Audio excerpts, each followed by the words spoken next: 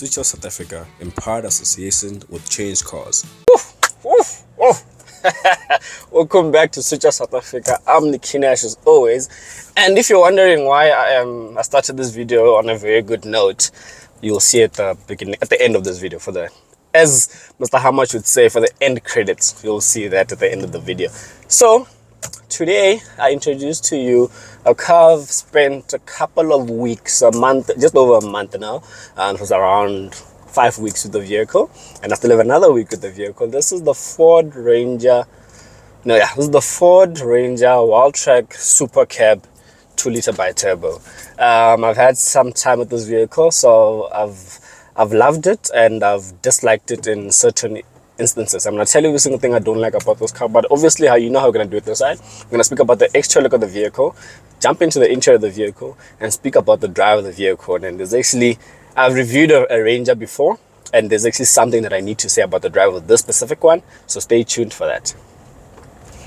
So obviously, moving on to the exterior look of the vehicle, if you've watched all of my other Ranger reviews from the Raptor to the normal Wildtrak double cab, you'll know that I like the look of the vehicle. I like the exterior design of the vehicle. I like those C-clamp LED headlamps. They look beautiful. This one looks good because it has these lovely suicide type doors because it's the extended cab, super cab as Ford South Africa calls it.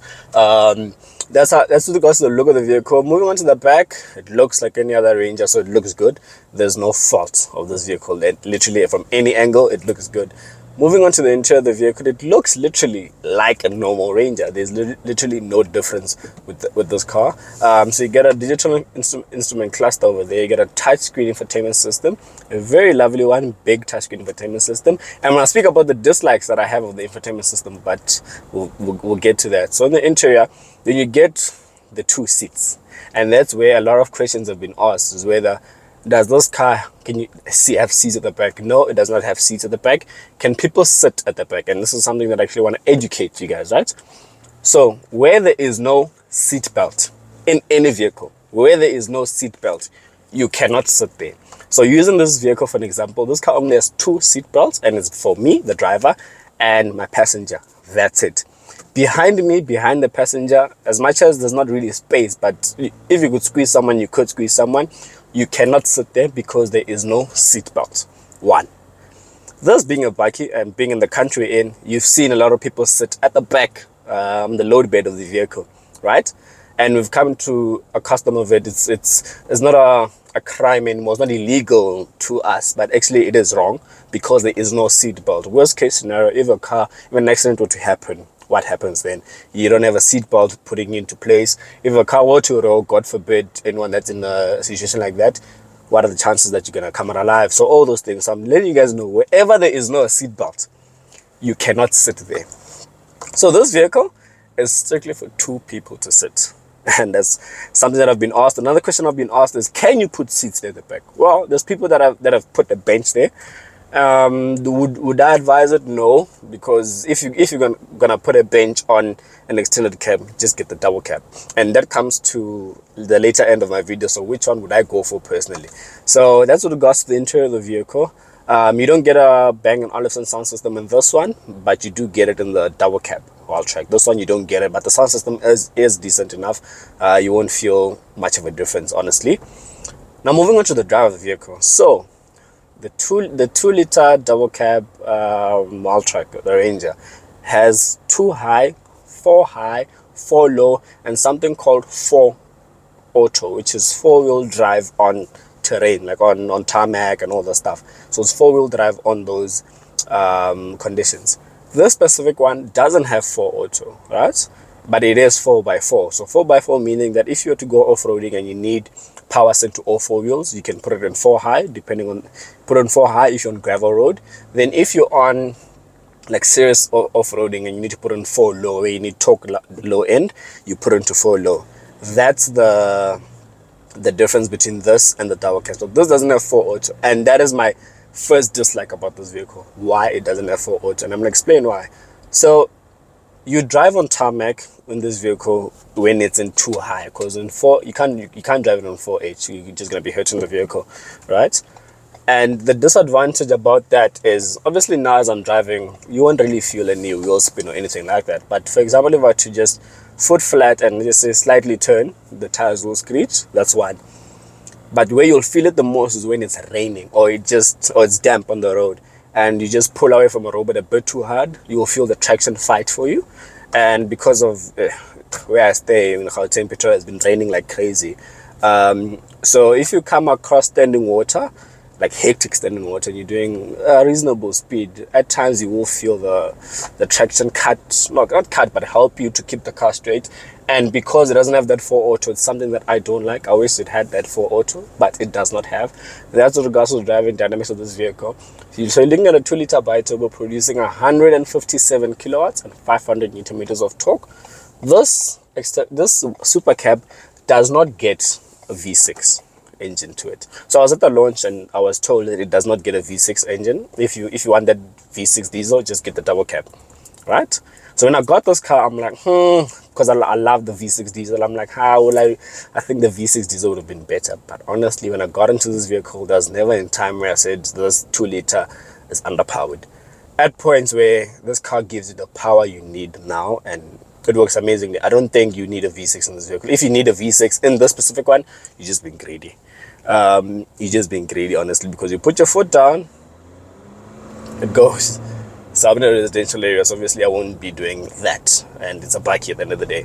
So that's with regards to the engine of this vehicle. Moving on to my dislikes about the car, right? And it's fixable ones. One is fixable.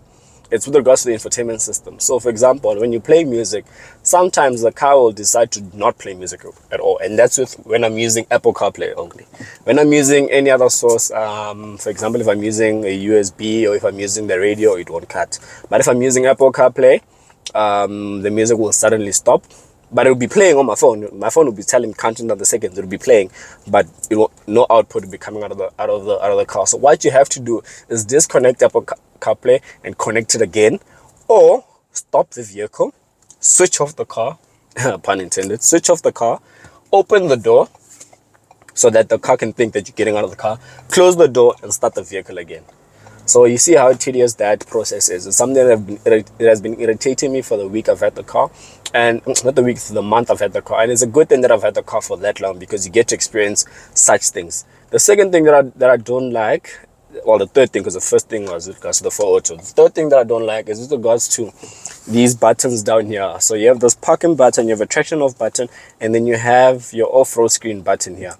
That button, right? And I feel like if something were to get in between the lines there, it'll get stuck. And not if, because it happened to me. This button was stuck for literally like a week. So I couldn't access my off-road screen. I had to play around with the ignition and all that to access the off-road screen. But it happened. And then it just popped itself back after some time. I think I was playing with it because I really wanted that off-road screen. So I was playing with it. Eventually, the button popped it back up. So I'm mentioning this now because I feel like as the owner of this vehicle, after, no, not even 5 years, let's say in the long run, like after a long time, these buttons are going to give up, depending on how many times you press it. So I press it a lot because the drive-throughs in South Africa are very small and this car's big, so I need those sensors all around. That's why that happened. But if you don't really press the button, it won't get stuck. Well, I would like to think so, but I thought I should just let you guys know, for those that are willing to buy it, when you're at the dealership, press that button a million times to make sure that the car that you're getting, it's not going to get stuck. That's with regards to the vehicle, so that about the car. Now let's speak about how much it costs. At launch, this car 770,000 rand, right? Right now, you can get it for 780 at dealerships, or 800,000 rand. Some dealerships are going for 850. You can check it on the Change Cars website. But if you go for the 780, which is basically majority of the vehicles are being sold for. So if you go for the 780 one,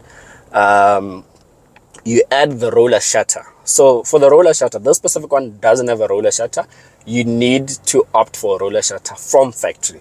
I'm gonna put that on the screen now, how much it is from factory, right? I just forgot how much it is from factory. But for example, if you buy this specific one as a second hand, which doesn't have a roller shutter, and you need to put a roller shutter, I went to Ford in Hatfield and I asked You can't put an automatic one on the specific one, but you can put like the normal one, which you will lock with your hand and everything. And that one costs 20,000 rand. So if you factor the roller shutter into that, right? So you're taking your 780, the cost of the vehicle, plus the roller shutter. If you get one that doesn't have a roller shutter, plus 20,000 rand roller shutter, that's 800,000 rand official price of the vehicle. You take that 800,000 rand, if you finance it over 5 years, over a period of 5 years, which is 60 months, at an interest rate of 12.25%, you are looking at paying, wait for it, 17,900 rand, and that's just the vehicle. Then you're gonna fill it up. So this car's an 80-liter tank, and the current price of diesel is 20 rand 73 cents. You factor that for the first full tank, it's gonna bring up your price of your cost of ownership to 19,500 rand.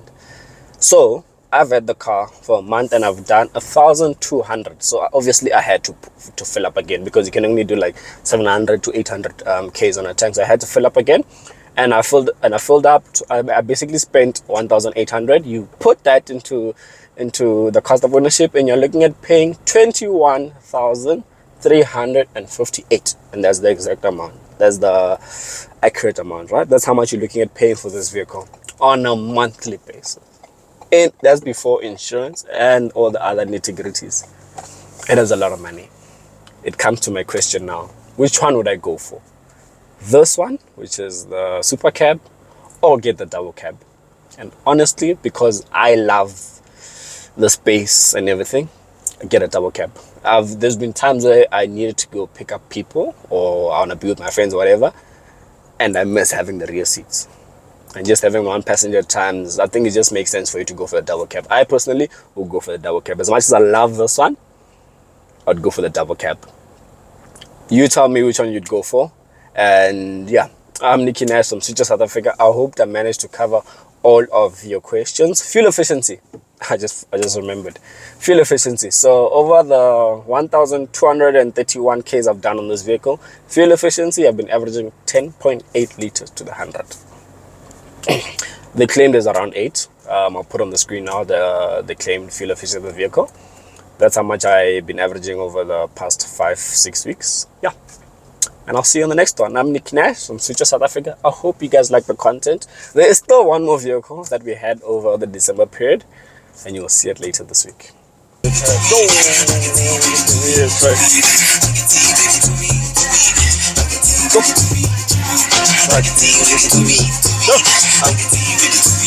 Go.